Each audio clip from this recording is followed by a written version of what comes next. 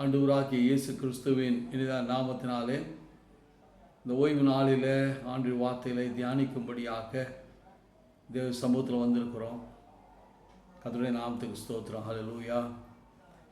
பரிசுத்த ஓய்வு நாளில் நாம் சிந்திக்கும்படியாக தெரிந்து கொள்ளப்பட்ட வேத பகுதி பரிசுத்த லூக்கா எழுதின சுவிசேஷம் 15ஆம் அதிகாரம் வசனங்கள் 4 முதல் 7 வரை. தூய லூக்கா எழுதின சுவிசேஷம் 15ஆம் அதிகாரம் வசனங்கள் 4 முதல் 7 வரை. 7ஆம் வசனம் இப்படி சொல்லுது: மனம் திரும்புகிற ஒரு பாவி நிமித்தம் பரலோகத்தில் மிகுந்த சந்தோஷம் உண்டாயிருக்கும். இங்கே பூலோகத்தில் ஒரு மனுஷன் மனம் திரும்புகிற பொழுது பரலோகத்தில் மிகுந்த சந்தோஷம் உண்டாகிறது என்று பார்க்கிறோம். அப்போ பரலோகத்தில் இருக்கிற ஆண்டவருக்கு இங்கே ஒரு மனுஷன் மனம் திரும்ப வேண்டும், ஒவ்வொரு மனுஷன் மேலும் அக்கறை உள்ளவர் இருக்கிறார் என்பதை நாம் பார்க்க முடிகிறது. இந்த பகுதியில் ஒரு மனுஷன் 100 ஆடுகளை வைத்து பராமரித்து கொண்டிருக்கிறான். ஒரு நாள் அதை கணக்கிடும் பொழுது காலையில் 100 இருந்தது, மாலை வேளையில் அது 99 இருக்கிறது. ஒரு ஆடு இல்லை. உடனே 99 ஆடுகளையும் அங்கேயே விட்டுவிட்டு அந்த ஒரு ஆடை தேடி போனான் என்று பார்க்கிறோம். அந்த ஆடு இருக்கிற இடத்தை கண்டு பல சிரமத்தின் மத்தியில் அந்த ஆட்டை கண்டுபிடித்து அதை எடுத்து தன் தோளில் மேல் போட்டு வீட்டிற்கு வருகிறார். அங்கே அக்கம் பக்கத்தில் இருக்கிற மனுஷர்களை கூப்பிட்டு சிநேகிதர்களை அழைப்பித்து, காணாமல் போச்சு இந்த ஒரு ஆடு, என் ஆட்டை கண்டுபிடித்து விட்டேன், என்னோடு கூட சந்தோஷப்படுங்கள் என்று சொல்கிறார். எல்லாருக்கும் ஒரு மகிழ்ச்சி. காணாமல் போன ஆடு துஷ்ட மிருகங்ககிட்டையோ இல்லை விரோதிகள் இடத்திலோ அது போய்விடாதபடிக்கு ஆண்டவர் அதை ஏற்றவரில் கண்டுபிடித்தார். அது அவனுக்கு சந்தோஷத்தை கொடுக்கிறது. அந்த சந்தோஷத்தை மற்றவர்களோடு பகிர்ந்து கொள்கிறான் என்று பார்க்கிறோம். இந்த பகுதியிலிருந்து நாம் தெரிந்து கொள்கிற காரியங்கள், இந்த தபசு காலங்களில் என் அன்பு சகோதரனே சகோதரியே, கர்த்தருடைய நாமத்துக்கு ஸ்தோத்திரம். இந்த எஜமானர் ஒவ்வொரு நாளும் வெளியே கொண்டு போகும்போது கணக்கு போடுகிறார், திரும்பி கொண்டு வரும்போது கணக்கு போட்டு அந்த கணக்கின்படி ஆடுகளை மேய்க்கிறவராக இருக்கிறார். ஒவ்வொரு நாளும் கருத்தாய் தன் ஆடுகளை கவனிக்கிறவன், எண்ணுகிறவர், பராமரிக்கிறவர் என்பதை இந்த ஓமை நமக்கு தெளிவுபடுத்துகிறது. அந்த ஆட்டை பார்க்கிற மெய்ப்பனை போல நமது ஆண்டவர் ஒவ்வொரு நாளும் நம்மை கணித்துப்பார், நம்மை அறிந்து நம்முடைய போக்கையும் வரத்தையும் இது முதற்கொண்டு என்றென்றைக்கும் காத்து ஆசீர்வதிக்கும்படி விரும்புகிற தேவன். என் அன்பு சகோதரனை சகோதரி, ஆண்டை விட்டு எங்கும் விலகி போக முடியாது. ஆண்டவர் உன்னை அறிந்திருக்கிறார். உன் தாயின் வயிற்றில் உருவாகிறதை ஆண்டவர் அறிந்திருக்கிறார். அவருக்கு தெரியும் நீங்கள் யார், எங்கே இருந்து வருகிறீர்கள், என்ன செய்கிறீர்கள் என்பதை அறிந்திருக்கிறார். ஆண்டவர் விட்டு விலகி போனால் விட்டு விடுகிற தேவன் அல்ல. ஒரு ஆடு காணாமல் போச்சு, 99 ஆடுகள் இருக்கிறது, அதை வீட்டுக்கு அழைத்து கொண்டு போவோம் என்று சொல்லி அவன் விரும்பலை. 99ஐயும் வனாந்திரம் விட்டு ஒரு ஆட்டை தேடி போகிற ஒரு கருசனையுடைய ஒரு ஆண்டவர் என்று உன்னையும் தேடி வருகிறார். ஏன் தெரியுமா? நீங்கள் விசேஷித்தமானவர்கள், தேவனுடைய சாயலில் உருவாக்கப்பட்டவர்கள், நீங்கள் ஆண்டவரால் ஆசீர்வதிக்கப்பட்டவர்கள். என் அன்பு சகோதரனே சகோதரியே, நீங்கள் இருக்கிற இடத்துல ஆண்டவர் உங்களை தேடி வருகிறவர். அவர் உங்களை அழைக்கின்ற ஆண்டவர்.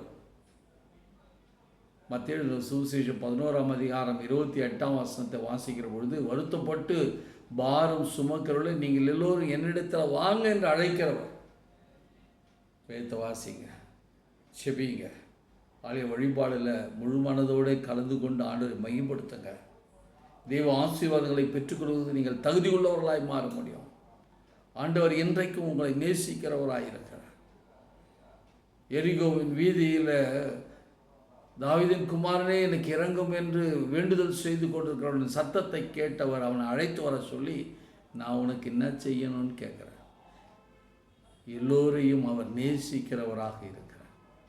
இந்த 100 ஆடு வைத்திருந்தவன் ஒரு ஆட்டை தேடி போனது போல ஒரு மனுஷன் கெட்டு போவது அவருடைய விருப்பம் அல்ல. துன்மார்க்கன் அழிவது அவருக்கு விருப்பம் அல்ல. நீங்கள் ஆசீர்வதிக்கப்பட்டுள்ள மாறணும், ஆண்டவருடைய பிள்ளைகளாக மாறணும். ஆண்டவர் உங்களை உயர்த்துவதற்காக காத்திருக்கிறார். 99 ஆடுகளை விட ஒரு ஆடு வீணாய் போய்விடக்கூடாது என்ற அந்த பாரம் அவனுக்குள்ளே இருக்கிறார். என் அன்பு சகோதரி சகோதரியே, நீ நல்லா படிக்கணும்னு விரும்புகிறேன். நிலையான நல்ல வேலை வாய்ப்பை பெற்றுக்கொள்ள வேண்டும் என்று விரும்புகிறார். உன்னுடைய தேவைகள் எதிர்பார்ப்புகளை நீங்கள் பெற்றுக்கொள்வதற்கு ஏதுவாக ஆண்டவர் உங்களுக்கு உதவி செய்யும்படி காத்திருக்கிறார். இங்கே ஒரு ஆடை தேடி போன ஆண்டவர் அதை கண்டுபிடிச்சிட்டார். அது எங்கே இருக்கிறது என்று கண்டுபிடித்து விட்டு விடுகிறவர் அல்ல. ஆண்டவர் விட்டு நீங்கள் விலகி போயிருக்கலாம்.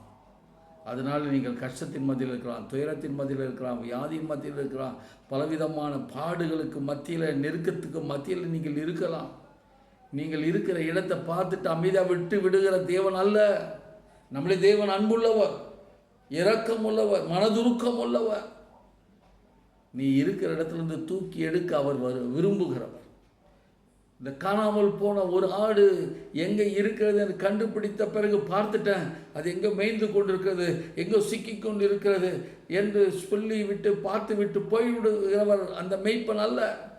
அந்த மெய்ப்பன் போய் அதை அங்கிருந்து விடுவிக்கிறவனாக இருக்கிறான். என் அன்பு சகோதரி சகோதரியே, கர்த்தருடைய நாமத்துக்கு ஸ்தோத்திரம். நீங்கள் ஆண்டவரை விட்டு விலகி எதில் அடிமையாக இருக்கிறீர்கள்? பணத்துக்கு அடிமையாயிட்டீங்களா? உலகப்பிரமான காரியங்களுக்கு அடிமை ஆயிட்டீங்களா? உங்களுடைய சரீரத்தை கெடுக்கிற வியாதி உங்களை ஆட்கொண்டிருக்கிறதா? பலவிதமான கண்ணீர், வேதனை, உடைந்த உள்ளத்தோடு நீங்கள் இருக்கிறீர்களா? ஆண்டவர் அன்புள்ளவர். நீங்கள் அங்கிருந்து உங்களை விடுவிக்கும்படி, தப்பு வைக்கும்படி அவர் விரும்புகிறவர். நீ கவலையோடு இருப்பது அவருடைய விருப்பம் அல்ல. அங்கிருந்து உன்னை மீட்டெடுப்பார். இங்கே ஒரு ஆடு காணாமல் போன ஆடை கண்டுபிடித்தவுடன் அது இடத்தில் போய் அங்கிருந்து தூக்கி அதை தன் தோளின் மேலே போட்டு மன மகிழ்ச்சியாய் செல்கிறார். எங்கிருந்தாலும் உன்னை தூக்கி எடுக்கிறவர். 1 சாமுவேல் புஸ்தகம் 2ஆம் அதிகாரம் 8ஆம் வசனம் 9ஆம் வசனம் வாசிக்கும் பொழுது, அவர் சிறியவனை புழுதியிலிருந்தும் எளியவனை குப்பையிலிருந்தும் உயர்த்தி அவனை பிரபுக்களின் மத்தியிலும் அதிகாரியின் மத்தியிலும் அமரப் பண்ணுவேன் என்று சொல்கிறார். நீ இருக்கிற இடத்துல உங்களை உயர்த்தி படிப்பில், வேலையில், திறமையில், தாழ்ந்துகளை, பல நிலைகளில் உங்களை மேன்மைப்படுத்தி பார்க்க விரும்புகிறவர் நல்ல மெய்ப்பன். நல்ல மெய்ப்பன் கண்டுபிடித்து தோல் மேலே போட்டு வருகிற வழியிலே பார்க்கிற இடத்தெல்லாம் சொல்லியிருப்பாங்க. எவ்வளோ மகிழ்ச்சி! மனம் திரும்புகிற ஒரு பாவி நிமித்தம் பர்வதம் மிகுந்த மகிழ்ச்சி உண்டாகும் என்று சொல்லப்பட்டிருக்கிறார். அந்த மகிழ்ச்சி நிலையானதும் நிரந்தரமாய் உன் நிமித்தமாய் வரணும்னு விரும்புகிறார். நீங்கள் ஆண்டவர் பக்கமாக திரும்புங்க. ஆண்டவர் உங்கள் பாவங்களை மன்னித்து அதனால் ஏற்பட்ட எல்லா அநியாயத்தை நீக்கி உங்களை சுத்திகரித்து உங்களை புதுப்பிக்கிற ஆண்டவர். கடந்த காலில் நடந்த காரியங்கள்லாம் மறந்து ஒரு புதிய காரியங்களை செய்கிற ஆண்டவரிடத்தில் மனம் திரும்புங்க. முந்தினவைகளை நினைக்க வேண்டாம், பூர்வமானவர்களை சிந்திக்க வேண்டாம். இதோ நான் புதிய காரியங்களை செய்கிறேன், அது இப்பொழுதே தோன்றும், அறியீர்களா? வனாந்திரத்தில் வழியையும் அவாந்திர வழியில் ஆறுகளையும் உண்டாக்குவேன் என்று சொல்கிறார். உங்களுடைய வாழ்க்கையில் அற்புதங்களை செய்ய அவரால் முடியும். வனாந்திரமாக போயிடுச்சு, நான் ஆண்டை விட்டு விலகி வந்தேன், படிப்பில் முன்னேற முடியல, வேலை ஸ்தலத்தில் நிலையான வேலை வாய்ப்பை பெற்றுக்கொள்ள முடியும், என்னுடைய பலவிதமான ஆசைகள் எதிர்பார்ப்புகளால் நிராகரமாய் போய்விட்டது, ஏமாற்றத்தின் மத்தியில் இருக்கிறேன், தோல்வியின் மத்தியில் இருக்கிறேன் என்று சொல்லிக் கொண்டிருக்கிற என் அன்பு சகோதரனே சகோதரியை சொந்து போகாத. ஆண்டவர் உன்னை உயர்த்தும்படி, உன் தேவைகளை சந்திக்கும்படி, நல்ல சுகத்தை ஆரோக்கியத்தை உன் சரீரத்தில் வைக்கும்படி அவர் விரும்புகிறார். உன்னை ஆண்டவருக்கு ஒப்பு கொடுப்பாயா? ஜெபம் செய்வோம். எங்களை நேசிக்கிறதான் அன்பின் தகப்பனே, இந்த ஓய்வு நாளில் என்னோடு இணைந்து இந்த தியானத்தில் பங்கு கொண்ட ஒவ்வொருவருக்காக செபிக்கிறோம்.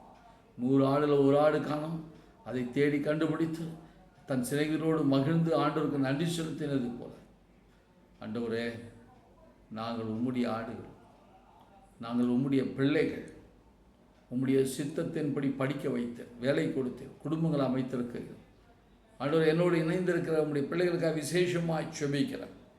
சூழ்நிலைகளின் நிமித்தமாய், படிப்பின் நிமித்தமாய், வேலை நிமித்தமாய், தன்னுடைய நண்பர்கள் நிமித்தமாய், சூழ்நிலைகள் நிமித்தமாய் விட்டு விலகி ஆண்டவரை விட்டு விலகி இருக்கிற, ஆண்டவரை மறுதலித்து கொண்டிருக்கிற ஒவ்வொருவருக்காக செபிக்கிறையா. உங்களுடைய தாழ்மையான கரங்களால் தொடுங்க, அவருடைய தவறான வழியிலிருந்து தடுத்து ஆட்கொள்ளுங்க. விசேஷமான தாளத்துகளின் திறமையில் ஒவ்வொரு மேலும் வைப்பீராக. மனம் திரும்புகிற ஒவ்வொரு சகோதரியின் நிமித்தமாய் பரலோகத்தில் மிகுந்த சந்தோஷம் உண்டாகும் என்று சொல்லியிருக்கிறீர்கள். அந்த சந்தோஷத்தை மகிழ்ச்சியும் என் சகோதரர் மூலமாக, சகோதரி மூலமாய் ஆண்டவர் மகிமைப்படும்படியாய் ஒரு அற்புதத்தை நம்முடைய பிள்ளைகளுடைய சரீரத்தில் செய்தருள்வீராக, வாழ்வில் செய்தருள்வீராக. உம்மால் ஆகாதது ஒன்றுமில்லை சுவாமி. இந்த தியான வேளையில் நம்முடைய பிள்ளைகளோடு பேசுங்க, அவருடைய விசுவாச நம்பிக்கை உறுதிப்படுத்துங்க. ஆண்டவரே, உம்மை மகிழ்படுத்துவதாக மாறட்டும், நாமத்தை உயர்த்துவதாக மாறட்டும், உமக்கென்று சாட்சிகளாக இருக்க உதவி செய்யும். இயேசு கிறிஸ்துவின் நாமத்தினால் செவி நல்ல பிதாவே, ஆமென், ஆமென். நமது ஆண்டவராக இயேசு கிறிஸ்துவின் கிருபை, பிதாவாகிய தேவனுடைய அன்பும் பரிசுத்த ஆவியானவருடைய அந்யோன்ய ஐக்கியமும் வழி நடத்தலாம் நம்முடைய பிள்ளைகளோடு எப்பொழுதும் இருப்பதாக. ஆமென்.